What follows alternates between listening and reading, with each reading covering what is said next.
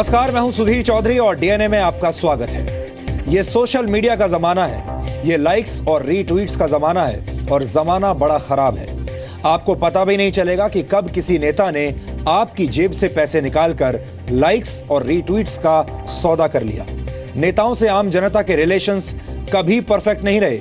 ये बात 100 साल पहले भी सच थी और आज भी ये बात उतनी ही सच है। आज हम दिल्ली सरकार के विज्ञापन घोटाले का एक डीएनए टेस्ट करेंगे। हमारे पास बहुत सारे दस्तावेज आए हैं और हमारी टीम ने इस मामले में पूरी इन्वेस्टिगेशन की है। सवाल यह है कि भारत के किसी राज्य की सरकार क्या टैक्स देने वाले आम लोगों के पैसे का इस्तेमाल सिर्फ अपनी राजनीतिक दुकान को सजाने के लिए कर सकती है? दिल्ली के मुख्यमंत्री अरविंद केजरीवाल का शो टॉक टू एके, इस शो के बारे में आपने भी सुना होगा। उन्होंने टॉक टू एके नामक एक शो किया था और यह शो अब सीबीआई जांच के स्कैनर में आ चुका है। आरोप है कि इस इवेंट के जरिए केजरीवाल और उनकी सरकार ने चुन चुन कर उन राज्यों में अपना प्रचार किया जहां चुनाव होने वाले हैं और आम आदमी पार्टी जहां से चुनाव लड़ रही है, और इस काम के लिए दिल्ली की जनता द्वारा किए गए टैक्स के पैसे का दुरुपयोग हुआ। यानी केजरीवाल दिल्ली की जनता के पैसे से अपनी पार्टी का मुखड़ा सजाने में लगे रहे और जनता को कुछ पता ही नहीं चला। ये एक तरह का नैतिक भ्रष्टाचार है जिसकी जड़ में आज जाना बहुत जरूरी हो गया है। इसके बाद हम आपको बताएंगे कि आज की तारीख से कैसे वक्त बदल रहा है और वक्त के साथ पूरी दुनिया की कूटनीति बदल रही है। एक लाइन में कहूं तो ओबामा का वक्त गुजर चुका है और अब ट्रंप टाइम आ गया है। अब से थोड़ी देर के बाद डोनाल्ड ट्रंप अमेरिका के नए राष्ट्रपति के रूप में शपथ लेने वाले हैं। इसलिए आज का दिन पूरी दुनिया के लिए एक बहुत बड़े बदलाव का दिन है। आज राष्ट्रपति के तौर पर ओबामा की आखिरी वॉक देखने का दिन है। हमें यह भी समझना होगा कि ओबामा क्या छोड़कर गए हैं और ट्रंप क्या लेकर आए हैं। और 10 जनवरी को डीएनए में हमने आपको यह बताया था कि कैसे चीन ने अपने यीवू शहर से लंदन के लिए एक मालगाड़ी रवाना की है। यह रेल की पटरियों पर चीन द्वारा किया गया एक चमत्कार है और ताजा खबर यह है कि यह ट्रेन अब अपनी मंजिल तक पहुंच चुकी है। चीन के यीवू शहर से लंदन के बर्किंग स्टेशन तक पहुंचने में इस ट्रेन को 18 दिन का वक्त लगा है। इस दौरान इस ट्रेन ने 12,000 किलोमीटर का सफर तय किया है। हमारे पास इस ऐतिहासिक यात्रा से जुड़ी नई तस्वीरें और जानकारियां आई हैं, इसलिए इसका विश्लेषण करना भी आज जरूरी है। लेकिन आज का डीएनए टेस्ट शुरू करने से पहले देखते हैं आज की तमाम बड़ी खबरें नॉनस्टॉप न्यूज में। आरएसएस के प्रचार प्रमुख मनमोहन वैद्य ने आरक्षण को खत्म करने की वकालत की है। जी जयपुर लिटरेचर फेस्टिवल में वैद्य ने कहा कि आरक्षण से अलगाववाद बढ़ता है, इसीलिए इसे खत्म कर दिया जाना चाहिए। बाकी अन्य आरक्षण के बदले में सबको अवसर अधिक दिए जाए, शिक्षा अधिक दी जाए, इस प्रकार प्रयत्न करना चाहिए। इसके आगे आरक्षण देना थोड़ा अलगाववाद बढ़ाने वाली बात है, ऐसा लगता है। जी जयपुर लिटरेचर फेस्टिवल में वैद्य ने कहा कि डॉक्टर अंबेडकर भी एक वक्त के बाद आरक्षण को खत्म करने के पक्षधर थे। वैद्य ने कहा कि देश में सबको समान शिक्षा का अधिकार मिलना चाहिए। किसी एक समुदाय को बढ़ावा या संरक्षण देना धर्मनिरपेक्षता नहीं है। डॉक्टर अंबेडकर जी ने कहा है कि किसी भी राष्ट्र में हमेशा के लिए ऐसा आरक्षण का प्रावधान रहना ये अच्छा नहीं है। जल्द से जल्द इसकी आवश्यकता निरस्त होकर सबको समान अवसर देने का समय आना चाहिए। विवाद के बाद मनमोहन वैद्य को अपने बयान पर सफाई देनी पड़ी। एक बार निष्पक्ष जांच होनी चाहिए। ये काफी समय हो गया है और वो जांच होकर उसके कारणों में जाना चाहिए और जल्द से जल्द उनको वो लाभ मिले, इसके लिए टाइम बाउंड प्रोग्राम बनना चाहिए। ये बात कही थी। यूपी में कांग्रेस और समाजवादी पार्टी के बीच गठबंधन की उम्मीद पूरी तरह से खत्म नहीं हुई है। कांग्रेस के महासचिव अजय माकन ने कहा है कि अंतिम फैसला गुलाम नबी आजाद और मुख्यमंत्री अखिलेश यादव की बातचीत के बाद ही होगा। जिनसे पहले अखिलेश यादव जी से बात होकर के अलायंस संपूर्ण हुआ था, आजाद साहब की दोबारा से उनसे बात होगी, तभी इसके बारे में आगे बता पाएंगे।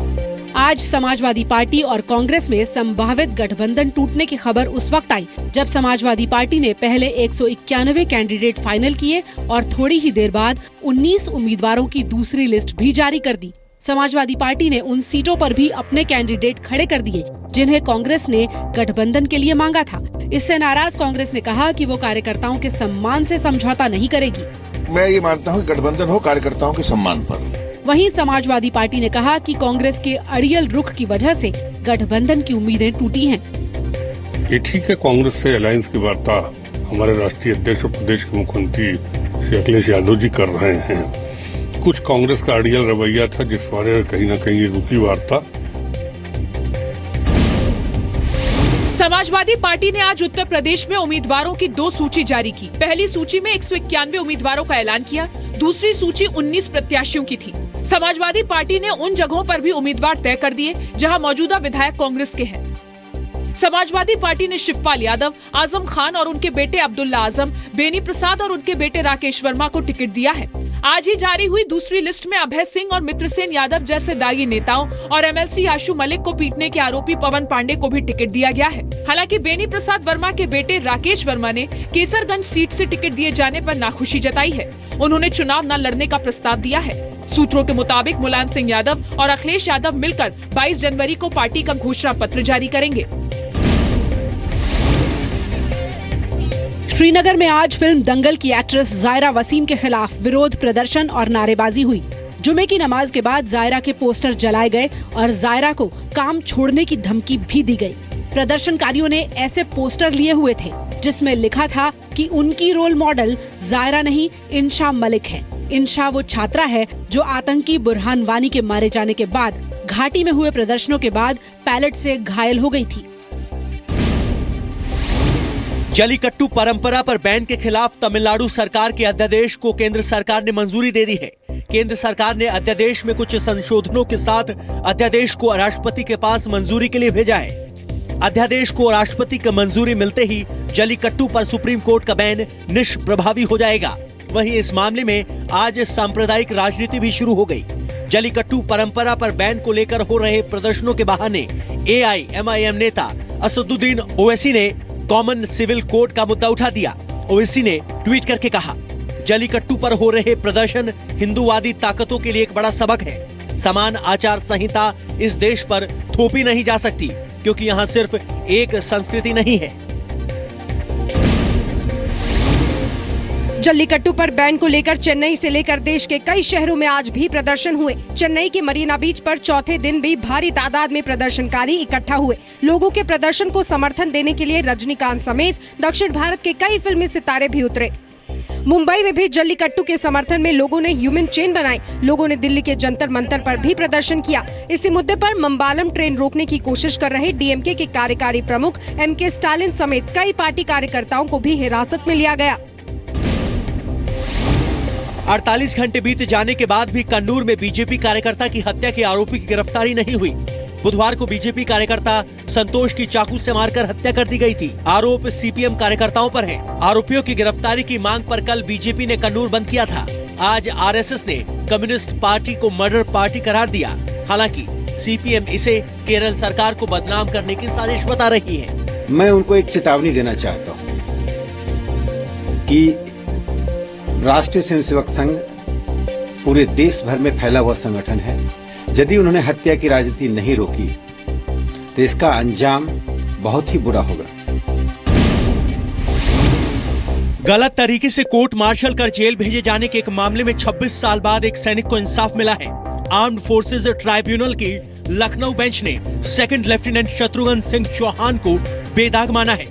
ट्राइब्यूनल ने चौहान को नौकरी पर बहाल करने और प्रमोशन देने का भी आदेश दिया।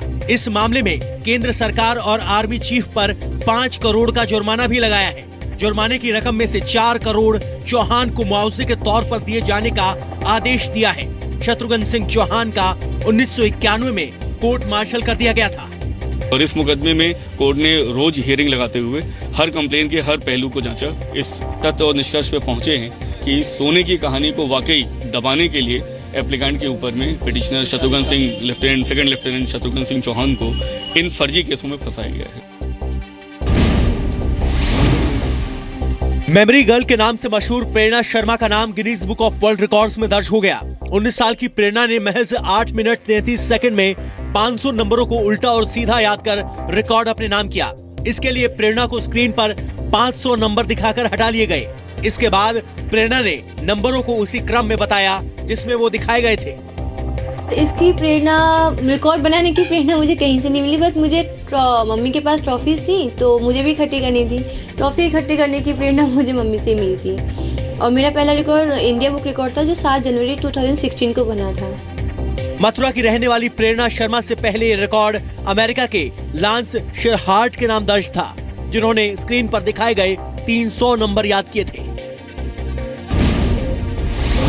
जयपुर में चल रहे जी लिटरेचर फेस्टिवल के दूसरे दिन आज एक और सेशन मैं शायर तो नहीं में बॉलीवुड एक्टर ऋषि कपूर ने हिस्सा लिया। सेशन में ऋषि कपूर की किताब खुल्लम खुल्ला पर चर्चा हुई। चर्चा के दौरान ऋषि कपूर ने देश में अहम जगहों पर नाम गांधी परिवार के नाम पर रखे जाने पर सवाल उठाए। किताब लिखनी जरूरी थी, क्यों? क्योंकि इसमें मैं खुल के आपसे कहता हूं कि कैसे मैंने सरवाइव किया। मैंने सिर्फ सरवाइव किया है अपनी शिद्दत से, अपनी कड़ी मेहनत से, अपने टैलेंट से और आप लोगों के प्यार से। सबसे ज्यादा आप लोगों के प्यार हो जाए। आज ही मशहूर गीतकार गुलजार के साथ भी एक सेशन आयोजित किया गया। दिग्गी पैलेस के फ्रंट लॉन में अमेरिका में रहने वाली भारतीय लेखक चित्रा बनर्जी की किताब before we visit the goddess किताब पर भी चर्चा हुई। किताब में माँ और बेटी के संबंधों का जिक्र किया गया है।